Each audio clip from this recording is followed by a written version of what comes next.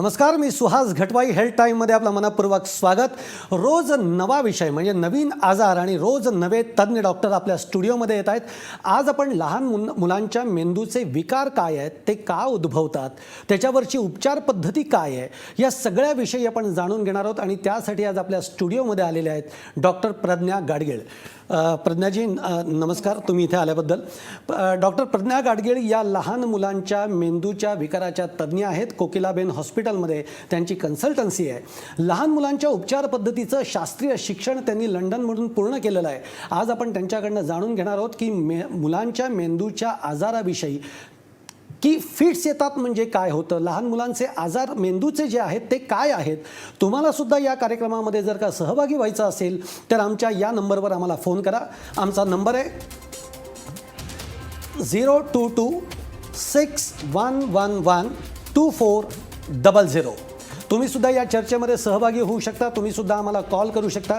तेव्हा प्रज्ञाजी, मला पहिलाच प्रश्न खरं तर असा पडतो, जेव्हा आपण लहान मुलांच्या मेंदूच्या विकारावर बोलतो आहे, त्यांच्या आजारावर बोलणार आहोत, ते सगळं जाणून घेणार आहोत, पण मुळातच मेंदू हा खूपच इंटरेस्टिंग, म्हणजे जाणून घेण्या, आपल्या प्रत्येकामध्ये ती जिज्ञासा आहे की मेंदू कसं काम करतो.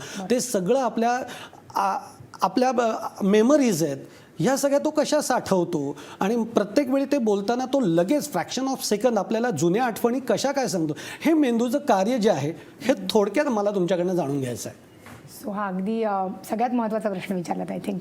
सो मेंदूचं कार्य, मेंदू ॲपलनी किंवा आणि कुठल्या टेक्नॉलॉजी एजंटनी कितीही छोटी छोटी मायक्रो नॅनो चिप बनवली तरी मेंदू त्याच्या 1000 मैल पुढे. मेंदू त्या चिपसारखंच काम करतो.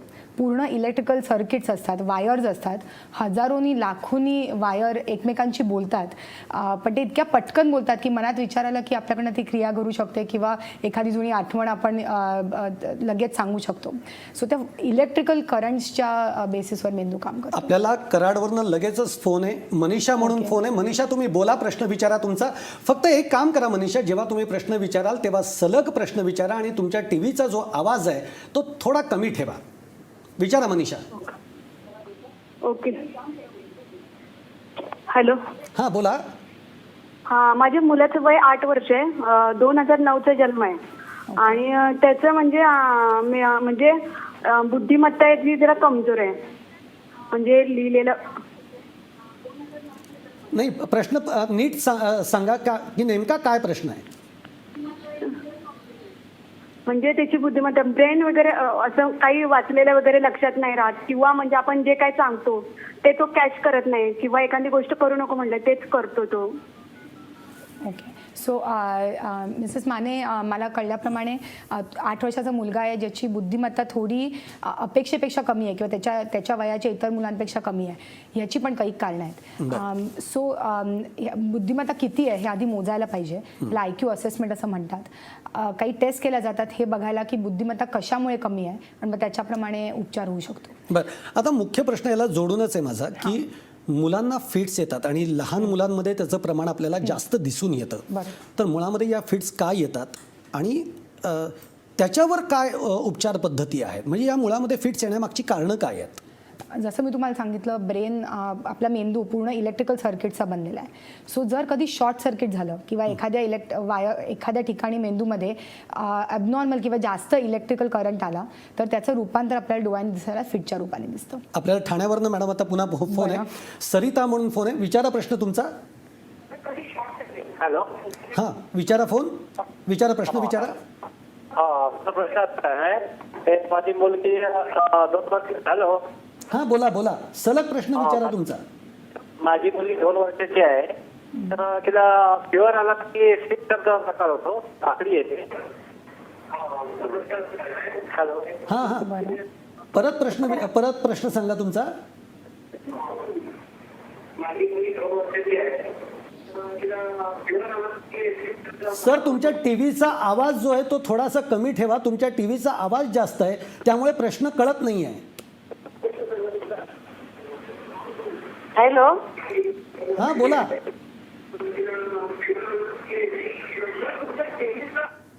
बहुतेक त्यांच्या टीव्हीचा आवाज आहे त्यामुळे त्यांना प्रश्नही नीट विचारता येत नाही. मगाशी आपण बोलत होतो की लहान मुलांमधल्या ज्या फिट्स आहेत तर त्या येत आहेत, का येत आहेत, आणि तुम्ही म्हणता की ब्रेनमध्ये ज्या काही स्पार्क्स काही होत असतील किंवा त्याला धक्का लागल्यामुळे काही त्याचे हे असतील, पण मुळात त्याची कारणं काय आहे त्याच्या मागची? सो शॉर्ट सर्किट होण्याचं किंवा ते इलेक्ट्रिसिटी चुकीच्या किंवा अति जास्त होण्याची काही कारणं आहेत. सगळ्यात मोठा सो काही भाग आहेत कारणांचे. सगळ्यात मोठा भाग आहे अनुवंशिक. अनुवंशिक आहे. सो जेनेटिक म्हणजे आपली जी गुणसूत्र असतात त्याच्यामध्ये काही खराबी असल्यामुळे मेंदूमध्ये शॉर्ट सर्किट होतं. सो जसं डायबिटीस शुगर वाढण्याची प्रकृती असते तशी काही मुलांना किंवा इव्हन मोठ्यांना पण प्रवृत्ती असते फिट याची. आपल्याला पुढचा एक प्रश्न येतोय भिवंडीवरनं. निलेश म्हणून बोलतायत. निलेश, फोन बहुतेक कट झालेला आहे.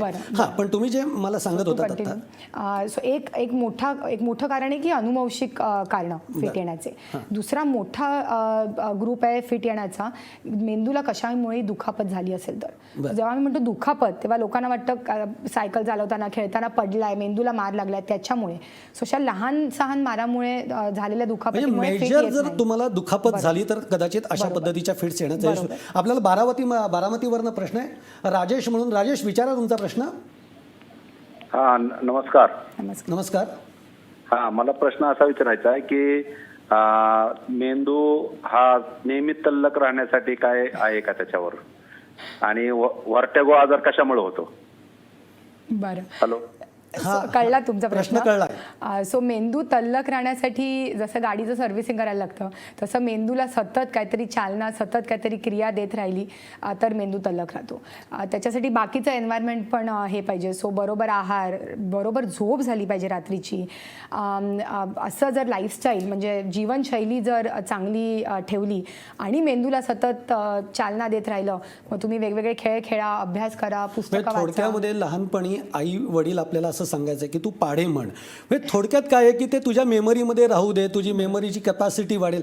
अशा पद्धतीचे काही मेंदूचे व्यायाम पण असतील ना? सो मेंदूचे कैक व्यायाम आहेत. पाढे म्हणणं हे त्यातला एक प्रकार झाला, प्रॅक्टिस.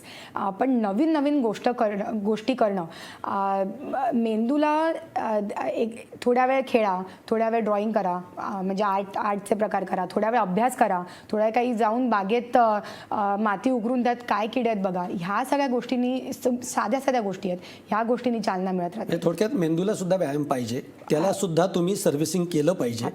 बरं, आता एक थोडंसं पुढच्या प्रश्नाकडे वळूयात की आपण फिट्स मुलांना जे येतात त्याच्यावर आपण बोलतो. कधी कधी असं लक्षात येतं की पालक जे आहेत त्या मुलाचे, ज्याला फिट्स येत आहेत, ते पालक आपल्या मुलाला फिट्स येत आहेत हे लपवून ठेवतात, सांगत नाहीत. हे म्हणजे हे तर खरं योग्य नाहीच आहे, ते त्यांनी सांगायला पाहिजे. पण असं तुम्हाला काय निदर्शनास येतं की अशा पद्धतीचे पालक लपवण्याचा हा प्रकार करतायत? खूप जास्त. हे सगळ्यात कॉमन प्रकार आहे. पण पालकांची पण चूक नाही याच्यात. आपल्या समाजात अजून एपिलेप्सीबद्दल किंवा फिट्सबद्दल काही गैरसमज आहेत.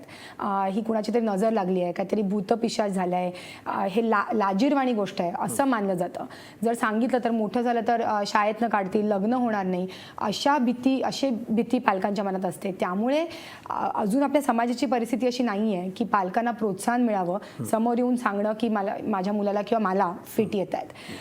खरं बघायला गेलं तर ह्याच्यात लाजीरवाणं किंवा हे काहीच नाही. ह्या मेंदूचा आजार आहे. जसा डायबिटीस किंवा ब्लड प्रेशर आजार आहेत आणि कुणाला आता लाज नाही वाटत ते सांगायची, तशीच फिट्स दुसऱ्या कुठल्या मेंदूच्या मायग्रेन किंवा इतर कुठल्या आजारासारखा आजार आहे. खूप प्रचलित आहे. 200 लोकांमधल्या एका माणसाला फिट्स येतात.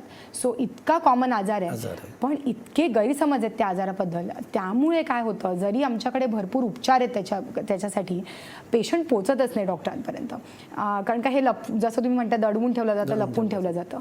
दुसरं मेडिकली मला काळजी वाटते हे होतं की कारण का हे लपवून ठेवलं जातं. जर कधी फिट आली, शाळेत मूल बसले आणि फिट आली, फिटमध्ये इमर्जन्सीमध्ये काय करायचं हे अगदी सोपी गोष्ट आहे.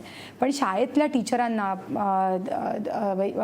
प्रिन्सिपलना माहितीच नसलं काय करायचं आहे, कारण का त्यांना सांगितलंच नाही आईवडिलांनी की माझ्या मुलाला फिट येते, हे इमर्जन्सीमध्ये काळजी घ्यायची आहे, तर ते मुलाला मदत करू शकत नाही. तेव्हा थोडक्यात तो जो मुलगा जिथे जिथे कुठे वावरणार आहे, आपल्या घरी आहे, शाळेत आहे, मित्रांमध्ये आहे, तर या सगळ्यांना हे माहिती असेल तर ते काहीतरी त्याला लगेच उपचार देऊ शकतात. पण डॉक्टर, आता याला जोडून असा प्रश्न निर्माण होतो की फिट येते हे कळतं कसं? म्हणजे फिट आली आहे तर तो मुलगा काय रिॲक्ट करत असतो किंवा हे मला कसं कळणार की त्याला फिट येते? सो साधारणपणे लोकांना वाटतं फिट येते म्हणजे खाली पडतात, अगदी अंग वाकडं होतं, हात आडवे तिडवे होतात, उडवतात, तोंडातनं फेस येतो. हे साधारणपणे फिटचा हा एक प्रकार सगळ्यांना माहिती आहे. म्हणजे आपल्याला कॉमनली बघायला मिळतं. बरोबर. टीव्हीमध्ये, पिक्चरमध्ये पण हेच दाखवलं जातं. मात्र लहान मुलांमध्ये ह्या प्रकारची फिट कम्पॅरेटिव्हली कमी येते मोठ्या माणसांच्या मनाने. लहान मुलांमध्ये अनेक प्रकार आहेत फिटचे.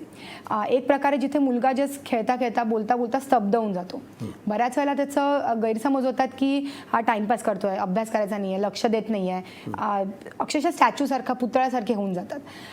कधी कधी घाबरून आई वडिलांकडे येतात, आईला मिठी मारणार, मला काहीतरी होतंय, पण दिसायला काहीच बाहेरून दिसत नाही आणि एका मिनिटाच्या आत हे निघून जातं, मूल परत खेळायला लागतं. त्यामुळे त्याची सिरियसनेस लक्षात येत नाही, फिट आहे हेच लक्षात येत नाही. पण जर मुलाच्या वागण्यामध्ये सतत एका विशिष्ट प्रकारचाच वेगळं वागणं दिसून आलं तर नक्कीच जाऊन डॉक्टरांना भेटलं पाहिजे, हे सांगितलं पाहिजे, जेणेकरून योग्य निदान होईल. एकदा निदान झालं की उपचार होतील. थोडक्यात म्हणजे पालकांनी म्हणा किंवा समाजातल्या अनेक लोकांनी अशा गोष्टींकडे एक बारकाईनं नजर ठेवली गेली पाहिजे की आपल्या मुलाला नेमकं काय होतं आहे. आपण या विषयावर खूप बोलणार आहोत. आपल्याला अजूनही जाणून घ्यायचं की याचे उपचार काय, प्रथम उपचार म्हणजे फिट आले आपल्याला काय करायचं आहे. पण हेल्थ टाईममध्ये आपण एक छोटासा ब्रेक घेऊयात. पाहत राहा महाराष्ट्र बाण.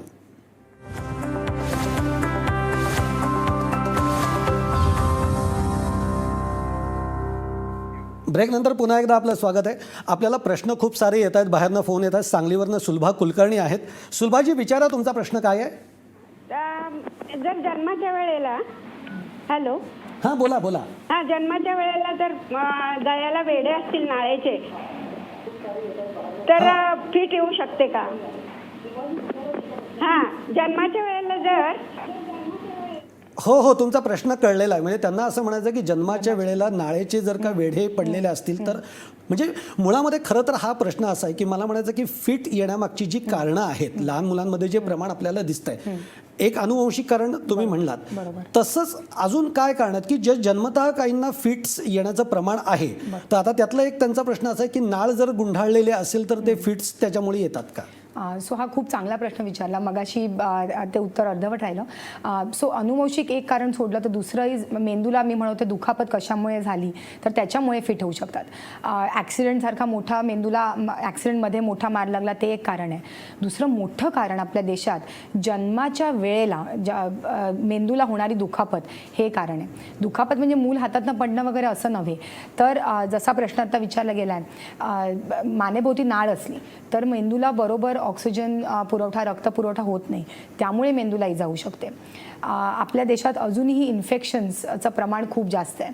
सो मेंदूला जर इन्फेक्शन झालं, त्याला मेनिंजायटिस म्हणतात किंवा एन्केफ्लायटिस म्हणतात, त्यामुळे जर दुखापत झाली तर परत म्हणजे मानेभोवती जर ती नाळ गुंढाळली असेल, ऑक्सिजन कमी पडला म्हणून असं. अमरावती वरून आपल्याला सानिका म्हणून फोन आहे. सानिका विचारा प्रश्न तुमचा. हा सर नमस्कार. मला असा प्रश्न विचारायचा आहे. माझ्या बहिणीची मुलगी आहे 11 वर्षाची. तिला डोळ्यासमोर ॲरो दिसतात, डोळ्यासमोर अंधारी येते आणि तिचं प्रचंड डोकं दुखायला लागतं. तर एक 25 वर्षापूर्वी हा त्रास मला व्हायचा. तर आय थिंक यांचा प्रश्न प्रॉब्ली असा आहे की ही फिट आहे का? एक तर डोळ्यापुढे अंधारी येते. सो डोळ्यापुढे अंधारी 2-3 प्रकारच्या प्रॉब्लेम्समुळे येऊ शकते. एक तर चक्कर, आपली जी पाणी पित नाही, बऱ्याच वेळ असेंब्लीमध्ये उभे आहेत, उन्हात उभे आहेत, त्यामुळे जेव्हा चक्कर येते तेव्हा पण त्याचं सिम्पटम्स असे असतात की डोळ्यासमोर अंधारी येते, खूप डोकं दुखतं, कधी कधी मुलं बेशुद्ध पण पडतात. फिटमध्ये पण असं होऊ शकतं. तर तुम्ही तुमच्या मुलीला घेऊन डॉक्टरांना जाऊन भेटा, म्हणजे ह्याचं पुढे आणखीन प्रश्न विचारून, आणखीन काही टेस्ट करून ह्याचा उलगडा होऊ शकेल की ही चक्कर आहे का फिट आहे ते. विक्रोळीवरनं सारिका म्हणून फोन आहे. सारिकाजी विचारा तुमचा प्रश्न. हा हॅलो. हा बोला. हॅलो. हा माझ्या मुलाला आकडी येते, पण आकडे अशा प्रकारचे येते की त्याचा हात हलत राहतो आणि एका साईडला पेंट होतो पूर्ण. हॅलो. हो ऐकतोय तुमचा प्रश्न. आकडी येते मुलाला आणि एक हात त्याचा हलत राहतो. सो हे आपण मगाशी बोलत होतो की फिटचे काय प्रकार आहेत. मी म्हटलं साधारणपणे तो एक मोठी फिट येते हे प्रचलित आहे, पण ह्यांनी जे आता वर्णन केलं फिटचं, हा एक दुसऱ्या प्रकारची फिट आहे ज्याच्यामध्ये कधी कधी मुलाला कळतं सुद्धा की आपल्याला काहीतरी होतं आहे. एकाच शरीराची एकच बाजू हलते किंवा वाकडी होते. ह्याचा अर्थ असा आहे की ही फिट मेंदूच्या एकाच भागात नाही येते, असं आम्ही याच्यातनं तर्क काढतो. आणि अशा वेळेला मग आमची त्याच्याप्रमाणे आमची उपचार पद्धती पुढे जाते. पुन्हा एक प्रश्न आहे जळगाववरनं एकनाथ म्हणून. एकनाथजी विचारा तुमचा प्रश्न काय येते. हॅलो सर, आपला माझा मुलगा आहे 13 वर्षाचा. त्याला एक असं बोलताना थोडं अडचण होते आणि त्याचं स्मरणशक्ती सुद्धा कमी आहे. त्या संदर्भात काही माहिती आहे. सो हे आधीच्या एका प्रश्नासारखंच हा पण ह्यांना पण प्रश्न आहे की स्मरणशक्ती कमी आहे. सो त्याच्यासाठी स्मरणशक्ती आधी किती आहे हे मोजायला पाहिजे. बऱ्याच वेळेला काय होतं, पालकांच्या अपेक्षा, टीचरांच्या अपेक्षांप्रमाणे जर वाटलं नाही स्मरणशक्ती, तर ती कधी कधी खोटी म्हणजे हे होतात की खरो कमी आहे. पण ॲक्च्युली टेस्टिंग केलं तर लक्षात येतं की अरे स्मरणशक्ती तर ठीक आहे, पण लक्ष देत नाही, कॉन्सन्ट्रेशन इश्यूज आहेत. सो ह्याचं टेस्टिंग, सायकोलॉजिकल टेस्टिंग करतात, IQ करतात, अटेन्शन करतात आणि त्याप्रमाणे मग पुढे ह्याच्यासाठी पण उपचार आहेत. आता सांगलीवरनं सुद्धा एक फोन आहे गणेश म्हणून. गणेशजी विचारा तुमचा प्रश्न. Sir hello. हां बोला बोला. आता सध्या मी पाहतोय फिट दिले काय काय प्रत्येक आम्ही फिट दिले मुलांनी पाहतोय. मग फिट येत असताना त्यांच्या नाकाचे कांदा किंवा वाहन असे लावते, यात काय तथ्य आहे का? नाही. सो आय थिंक प्रश्न असा आहे की इमर्जन्सी प्रिकॉशन जेव्हा जर फिट आली तर तेव्हा काय उपचार केले पाहिजेत. ह्यांनी खूप चांगला प्रश्न विचारला. आपल्या देशात कुणाला कुणी पडलं आणि तोंडातनं फेस येताना दिसलं की चप्पल, कांदा, चमचा, चावी अशा जे काय मिळेल ते नाकाशी लावतात किंवा तोंडात घालतात. हे फार घातक ठरू शकतं त्या पेशंटसाठी आणि ह्याचा काहीही उपयोग होत नाही. सो जर कुणाला फिट आली तुमच्या ओळखीच्यांना किंवा तुम्ही स्टेशनवर उभे आहात आणि कुणी पडलं फिट येऊन, तर इमर्जन्सीमध्ये काय करायचं आहे लक्षात घ्या. त्या पेशंटला त्याच्या डाव्या कुशीवर झोपवावं, आजूबाजूला गर्दी करू नये. जर टाय असेल, टाईट कपडे घातले असेल तर ते सोडावे, लूज करावेत, जेणेकरून श्वासोश्वास नीट होईल.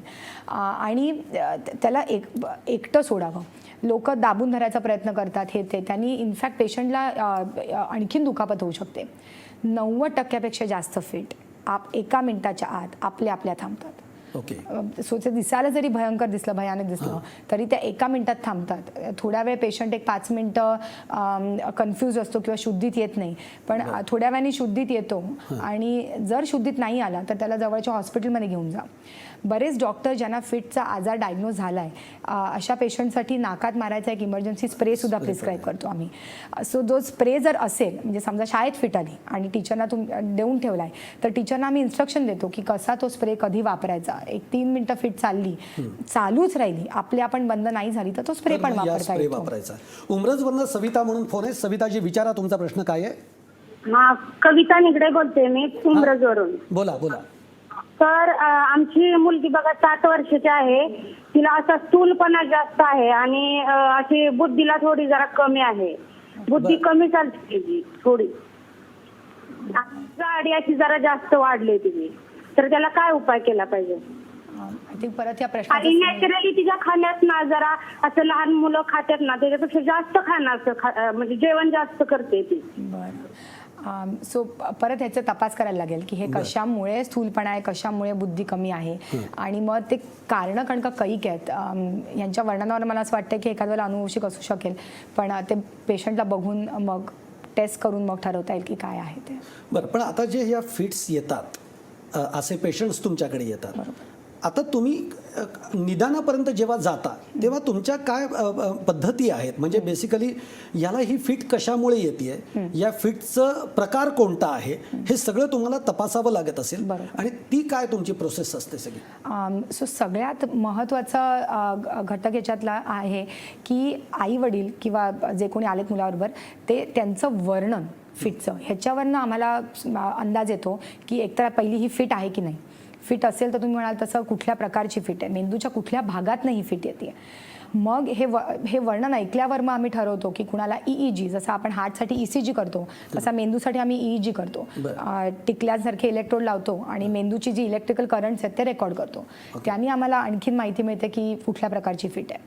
मेंदूचे फोटो घेतो, MRI स्कॅन्स म्हणून, MRI ब्रेन म्हणतो, ते फोटो घेऊन आम्हाला कळतं मेंदूला दुखापत झाली आहे नाही झाली आहे. जर अनुवंशिक वाटत असेल तर त्याच्यासाठी आजकाल ब्लड टेस्ट भारतातच उपलब्ध आहेत. पूर्वी आम्ही परदेशी पाठवायला लागायच्या, पण आता ही सगळी टेक्नॉलॉजी भारतात उपलब्ध आहे, जेणेकरून आम्ही मूळ कारणापर्यंत जायचा प्रयत्न करू शकतो की ह्या फिट्स कशामुळे आहेत. हे सगळं चालू असतानाच आम्ही फिटची औषधं चालू करतो, सो दॅट त्याची उपचार सुद्धा सायमल्टेनियसली चालू होतात. अच्छा, पुण्यावरनं शहाजी म्हणून फोन आहे. शहाजी, विचारा तुमचा प्रश्न काय आहे तो. हा हॅलो. हां बोला. हा, तो जे आताचा फीटचा जो कार्यक्रम चालला आहे त्याच्यावर विषय विचारायचा आहे की जे ते सांगतायत त्याच्यावरती उपचार म्हणून कुणाला तरी त्याचे हे केलं सांगायला पाहिजे ना, की बाबा याच्यावर काहीतरी असा उपचार करा म्हणजे त्याच्यामध्ये काहीतरी फरक पडेल. हां, उपचार, त्यांना उपचारांमध्ये जाणून घेण्याची सो आपण तेच बोलणार होतो की उपचार काय आहेत फिटसाठी. सो फिटसाठी कैक औषधं उपलब्ध आहेत, 15-20 तरी औषधांचे वेगवेगळे प्रकार आहेत जे सध्या भारतात उपलब्ध आहेत. सो कुठल्या पेशंटला कुठलं औषध द्यायचं हे आम्ही, फिटचा प्रकार कुठला आहे, त्याचं कारण काय आहे, त्या मुलाला इतर काही प्रॉब्लेम्स आहेत का, जसं कोणीतरी आता म्हणाला स्थूलपणा आहे तर मग त्या पेशंटमध्ये ज्यांनी वजन वाढतं असं औषध मी देणार नाही. सो असं त्या मुलाचे सगळे बाकीचे प्रॉब्लेम्स बघून मग आम्ही ठरवतो की कुठल्या औषधांनी या पेशंटला फायदा होईल. एकदा औषध चालू केलं की फिट्स येत आहेत नाही येत आहेत त्याप्रमाणे आम्ही डोस वर खाली करतो. एक औषधाने नाही काम केलं तर दुसरं औषध देतो, जेणेकरून ती दोन्ही औषधांनी मिळून फिट्स कंट्रोल कराव्यात. मात्र जर 2 औषधांनी कंट्रोलमध्ये आल्या नाहीत फिट तर तेव्हा आम्ही क्रॉसरोड्सला येतो. तेव्हा विचार करायचा असतो की ह्या पेशंटला आणखीन एक औषध चालू करूनच फायदा होईल का याला एपिलेप्सी सर्जरी सारखा उपचारांनी फायदा होईल. एपिलेप्सी सर्जरी का, तर आपण सर्जरीवर येऊयात, कारण सर्जरी मुळामध्ये खूप महत्त्वाचा विषय आहे. गोरेगाववरनं जगदीश म्हणून फोन आहे. जगदीशजी, विचारा तुमचा प्रश्न, तुम्हाला काय विचारायचं आहे. नमस्कार, मी डॉक्टर जगदीश लांबे बोलतोय गोरेगाववरून. बोला. तर माझ्या मुलाची डिलिव्हरी जी झाली होती त्यावेळेला व्हॅक्यूम लावण्यात आला होता आणि तो NICU मध्ये 1 दिवस ऍडमिट होता. तर आवाज, टीव्हीचा आवाज कमी करा. तर वयाचा 8 वर्षाचा असताना त्याला कन्व्हल्जन आलं पहिलं आणि वेल्पारिन म्हणून अँटी कन्व्हल्जन चालू केलं आम्ही आणि ते 2 वर्ष ट्रीटमेंट चालू होती. त्या 2 वर्षानंतर मग आम्ही ग्रॅज्युअली ते कमी करत गेलो डॉक्टरांच्या सल्ल्याने, पीडियाट्रिशियनच्या सल्ल्याने. तर आणि त्याच्यानंतर 1-2 महिने फिट आली नाही, पण आता एक 15 दिवसापूर्वीच त्याला पुन्हा एकदा कन्व्हल्जन आलं, पार्शल कन्व्हल्जन. तर आता हे आयुष्यभर औषध चालू ठेवावं लागेल किंवा काय, हा झाला प्रश्न एक. आणि प्रश्न दुसरा, मी आयुर्वेदिक प्रॅक्टिशनर असल्यामुळे विचारतोय की ब्राह्मी किंवा शंखपुष्पी अशा औषधांचा कन्व्हल्जन वरती काही इफेक्ट आहे का, काही चांगले परिणाम दिसून आलेत का.